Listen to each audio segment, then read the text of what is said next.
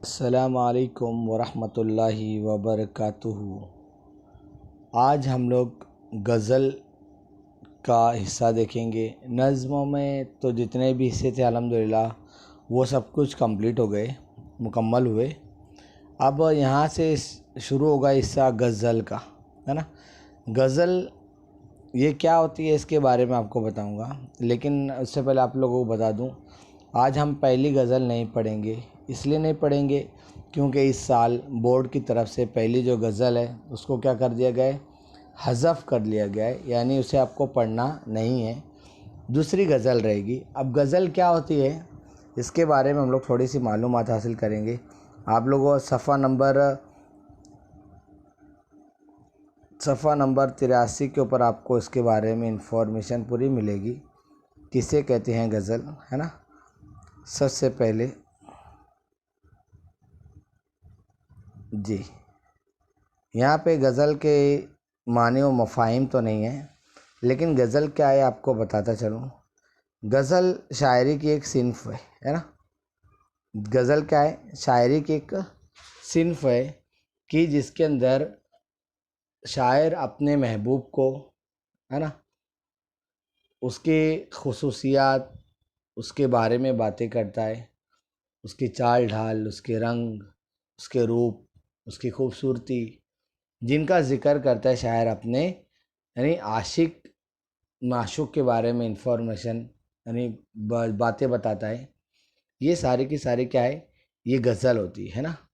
अब इसके अंदर भी इश्क हकीकी और इश्क मिजाजी, है ना।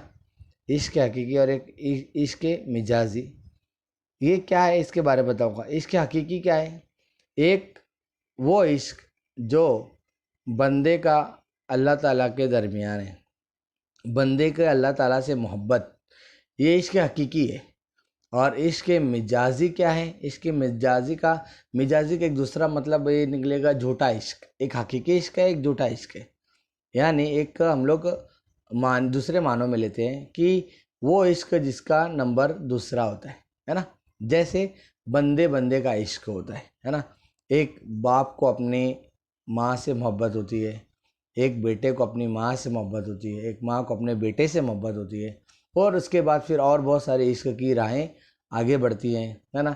और आप लोगों को पता है सिनफ मुखालिफ, मर्द का औरत से, औरत का मर्द से, इस तरह से, और बंदे का बंदे से, है ना।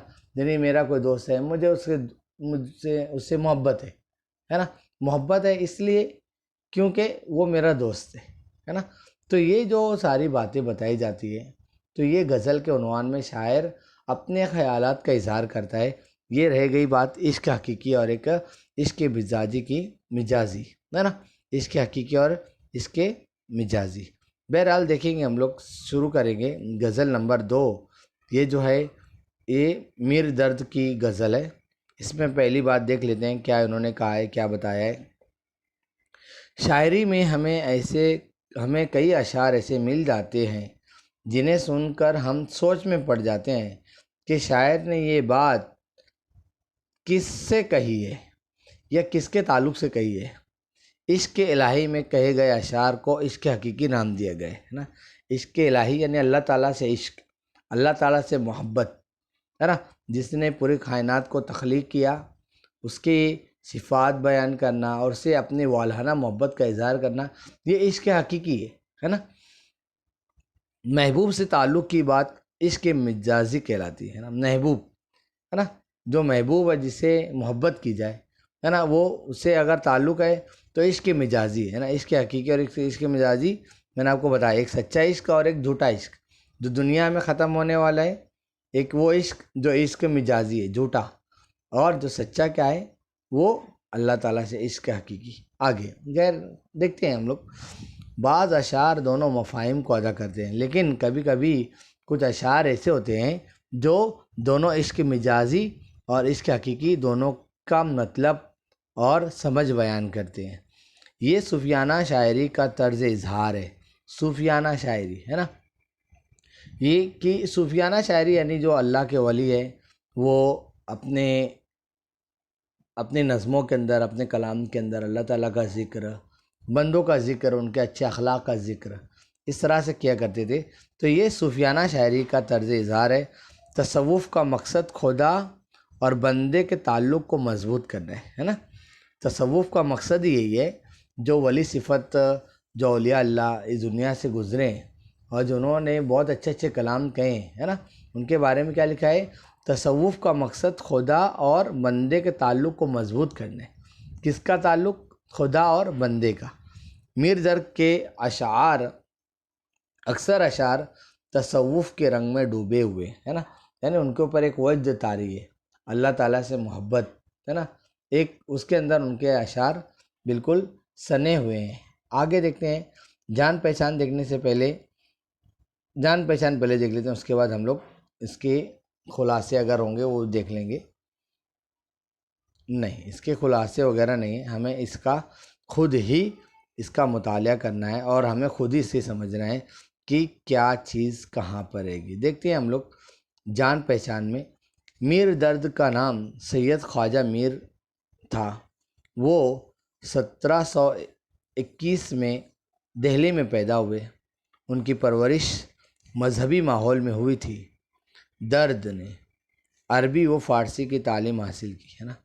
इनका जो दर्द है ये पेट नेम है ना। मैंने आपको बताया तखल्लुस कि कोई भी शायर जब लिखता था तो एक अपने लिए एक है ना नाम सोच लेता था कि मुझे ज़िंदगी भर इसी नाम से शायरी करनी है ना। लोग असली नाम से वाकिफ़ रहे नहीं रहे, लेकिन जो पैट नेम होता है, जो पेन नेम होता है, वो उसे तखल्लुस कहा जाता है। तो दर्द इन्होंने अपना तखल्लुस इस्तेमाल किया था। दर्द ने अरबी और फ़ारसी की तालीम हासिल की। वो जवानी ही में दुर्वेशी इख्तियार कर चुके थे है ना, यानी वो जवान हुए और उस वक्त तक के उनको अल्लाह ताला से मोहब्बत और सूफियाना रंग और ढंग में वो क्या हो चुके थे, बिल्कुल रच बस चुके थे। उनकी ज़िंदगी में अल्लाह ताला की ज़ात से वालहाना ताल्लुक़ बहुत पहले यानी जवानी के ही अय्याम में शुरू हो चुका था। फ़िक्र व ख़याल और सीरत व अमल के एतबार से उनकी ज़िंदगी पाकीज़गी की मिसाल थी है ना, कि उनकी सोच, उनकी ज़िंदगी, उनका तर्ज़ अमल कैसा था, बिल्कुल पाकीज़ा, एकदम प्योर, एकदम खालिस, बिल्कुल नेक लोगों का जिस तरह से तर्ज़ अमल होता है, उनकी ज़िंदगी वैसी ही थी, उसकी मिसाल थी। सूफियाना शायरी में दर्द का एक मुमताज़ मुकाम है ना। सूफियाना शायरी में यानी सूफियाना शायरी आमतौर पे इश्क हकीकी वाली शायरी होती है, जो बंदे और अल्लाह ताला के बीच में जो मोहब्बत ज़ाहिर करती है, सूफियाना शायरी है।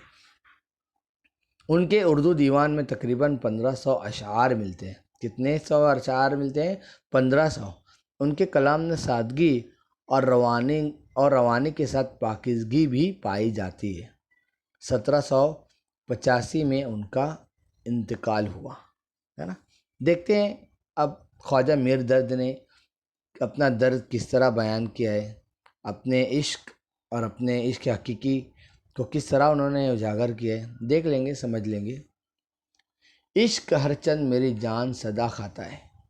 इश्क हर चंद यानी हर वक्त, इश्क हर चंद मेरी जान सदा खाता है, पर ये लज्जत तो वो है जी ही जिसे पाता है ना। जी से मुराद दिल है ना। दिल को अगर किसी की मोहब्बत हो गई है ना, आपका दिल मेरा दिल है ना, जिससे मोहब्बत हो जाए तो आदमी क्या है, ये इश्क और मोहब्बत जो उसके दिल में पैदा होती है, ये वही जान सकता है जो दिल से किसी से सच्चा इश्क करे है ना। और इश्क क्या है, हर चंद मेरी जान सदा खाता है, यानी हर वक्त इश्क जो है मेरी जान क्या है, वो खाता जा रहा है, यानी मैं बिल्कुल, मेरा दिल उसी में डूबा हुआ है। पर ये लज्जत तो वो है ना। अब हर एक को इश्क नहीं होता, हर एक को इश्क हकीकी नहीं होता है ना। तो ये वही है, पर ये लज्जत तो वो है जी ही जिसे पाते है ना, जिसका दिल उस सच्चे इश्क से आशना हो जाए, पहचान हो जाए जिसकी, तो फिर उसको वो लज्जत वही समझ सकता है। आगे, आह कब तक मैं बकूं तेरी भला सुनती है ना। आह कब तक मैं बकूं तेरी भला सुनती है, बातें लोगों की जो कुछ दिल मुझे सुनवाता है ना। आह कब तक बकूं, यानी कब तक मैं अपनी बड़बड़ करता रहूं, कब तक बोलता रहूं, तेरी भला सुनती है ना। मैं तेरे इश्क में बिल्कुल पागल हो गया हूँ। मैं बस अपने दिल का हाल बयान किए जा रहा हूँ। तेरी भला सुनती है ना, कि तू सुनती तो सुन, मेरे इश्क में जो मेरा महबूब मैं जिसको सुनाना चाह रहा हूँ वो सुनता है नहीं सुनता है पता नहीं। बातें लोगों की जो कुछ दिल मुझे सुनवाता है ना, और जिस जो दिल है लोगों की बातें मुझे बताता है तो मुझे उसका एहसास होता है ना। क्या लिखा है, आह कब तक मैं बकूं, तेरी भला सुनती है बातें लोगों की जो कुछ दिल मुझे सुनवाता है ना। कि मैं, यानी इश्क हकीकी में अल्लाह ताला की जानिब मेरा इतना अ, मैं मेरी रग़बत है कि जो कुछ मुझे पता चलता है लोगों से तभी मुझे पता चलता है, वरना क्या लिखा है देखो यहाँ पे, बातें लोगों की जो कुछ दिल मुझे सुनवाता है ना।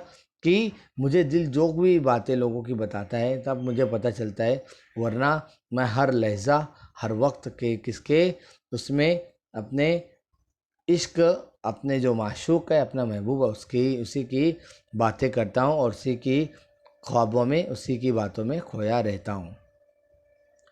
हम नशी पूछना उस शौक की खूबी मुझसे। हम नशी है ना, नशी और हम नशी है ना। तो ये नशी का एक मतलब होता है कि मेरे साथ रहने वाला, मेरे साथ बैठने वाला, यहाँ मुराद साथी है। हम नशी पूछना उस शौक़ की खूबी मुझसे है ना, कि मेरे अंदर जो शौक़ है, मैं मेरे अंदर जो जिस चीज़ का शौक़ी है ना, जो चीज़ मेरे अंदर क्या कर रही है, मुझे उभार रही है ना, शौक़ दिलवा रही है। पूछना उस शौक़ की खूबी मुझसे, क्या कहूँ तुझसे गर्ज जी को मेरे भाता है ना। कि मैं तुझसे क्या कहूँ है ना, क्या कहूँ तुझसे गर्ज जी को मेरे भाता है ना। अब ये अपने है ना इश्क के बारे में बता रहे हैं कि हम नशी मेरे दोस्त पूछ रहे शौक़ की खूबी मुझसे, कि मेरे अंदर ये जो शौकियाँ हैं है ना, मेरे अंदर जो क्यूरियोसिटी है और मैं जो चीज़ बिल्कुल मेरे अंदर मेरे एक तवानाई बनकर आ रही है, क्या है, पूछना इस शौक़ की खूबी मुझसे, क्या कहूँ तुझसे गर्ज जी को मेरे भाता है ना। कि मैं मेरे अंदर खुद इतनी शौकियाँ हैं कि मैं क्या कहूँ तुझसे गर्ज जी को मेरे भाता है। आगे क्या शेर है, बात कुछ दिल की हमारे तो ना सुलझी हमसे है ना। जो दिल की बात है वो सुलझी ही नहीं है ना।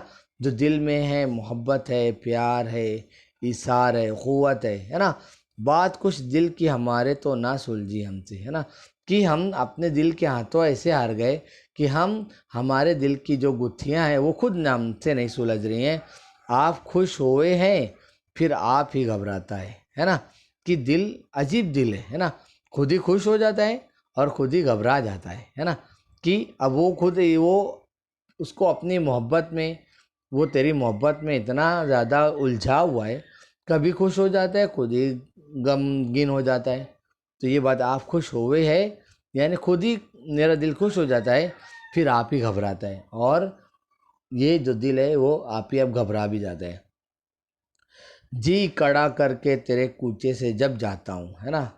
कि जब मैं क्या करता हूँ, जी कड़ा करके तेरे कूचे से जब जाता हूँ, यानी जब मैं तेरे पास आता हूँ उसके बाद से जब वहाँ से तेरे पास से हटना होता है तो मेरा जी कड़ा करके ना बिल्कुल सख्त दिली के साथ मैं है ना, अच्छा नहीं लगता लेकिन जब जाना तो पड़ेगा है ना। जी कड़ा करके तेरे कूचे से जब जाता हूँ, दिले दुश्मन ये मुझे घेर के फिर लाता है। लेकिन ये जो तेरी मोहब्बत है, ये जो तेरी ज़ात से मेरा लगाव है, लेकिन ये दुश्मन दिल है ना, ये मेरा सबसे बड़ा दुश्मन है ना। वो फिर से मुझे तेरी तरफ खींच कर लेके आ जाता है, कितना भी जी कड़ा कर लूँ कि नहीं अब नहीं नहीं, लेकिन दिल कैसा है, दिल क्या है, फिर से वापस से लेकर आ जाता है। आगे आखिरी देखो, आखिरी शेर है ना, आखिरी शेर जो होता है वो मक्ता होता है। देखते हैं, दर्द की कद्र मेरी मेरे यार समझना वल्लाह। अब देखो इन्होंने ये जो शेर आखिर का शेर है, आखिर का वो शेर जिसमें शायर अपनी बात ख़त्म करता है और जिसमें क्या है उसने अपने तखल्लुस का, अपने पैट नेम का, अपने पेन नेम का इस्तेमाल किया है, दर्द है ना। ये आप देख सकते हैं, उसके ऊपर हल्का सा एक थोड़ा सा एक लकीर है ना, मद जैसी बनी होती है। तो दर्द की कद्र मेरे यार समझना है ना, कि मैं ऐसा आशिक हूँ कि क्या करना, ऐ मेरे दोस्त मेरी कदर करना, है ना, समझना कि मैं कितना बड़ा आशिक हूँ। वल्लाह वल्लाह ऐसा आज़ाद तेरे दामने यूं आता है ना। वल्लाह कसम खुदा की, है ना। वल्लाह यानी अल्लाह ताला की कसम, क्योंकि तुम क्या करना, दर्द है ना, मीर दर्द की कदर कर, समझ लेना कि कितना अल्लाह ताला से मोहब्बत करता है। वल्लाह ऐसा आज़ाद तेरे दाम में यूं आता है ना, कि अल्लाह ताला की मोहब्बत में बिल्कुल सारी चीज़ें छोड़ कर बिल्कुल आज़ाद होके वो अल्लाह ताला की मोहब्बत में क्या हो जाता है, गिरफ्तार होकर वो सब कुछ छोड़ छाड़ के अल्लाह ताला की मोहब्बत में गर्क हो जाता है, या हर वक्त वो अल्लाह अल्लाह की याद में ही मशगूल रहता है। ये यहाँ पर हमारी जो गज़ल है ख़त्म हुई। माने और इशारात देख लेते हैं। हर चंद यानी हर हाल में, जान खाना तकलीफ़ देना परेशान करना, तेरी भला सुनती है मुराद क्या है तो नहीं सुनता। वल्लाह अल्लाह की कसम, दाम में आ जाना फंस जाना, है ना। यहाँ पे वही लिखा है ना आखिरी का, जो ऐसा आज़ाद तेरे दाम में यूँ आता है। तो यानी अल्लाह ताला से जो मोहब्बत करता है वो एक बार जिसको अल्लाह ताला मिल गए उसको सब कुछ मिल गया, है ना। बोलते हैं ना, जिसको अल्लाह मिल गया उसको सब मिल गया, जिसको कुछ ना मिला उसे कुछ ना मिला, है ना। तो ये गज़ल थी। गज़ल हमारी दूसरी मुकम्मल हुई।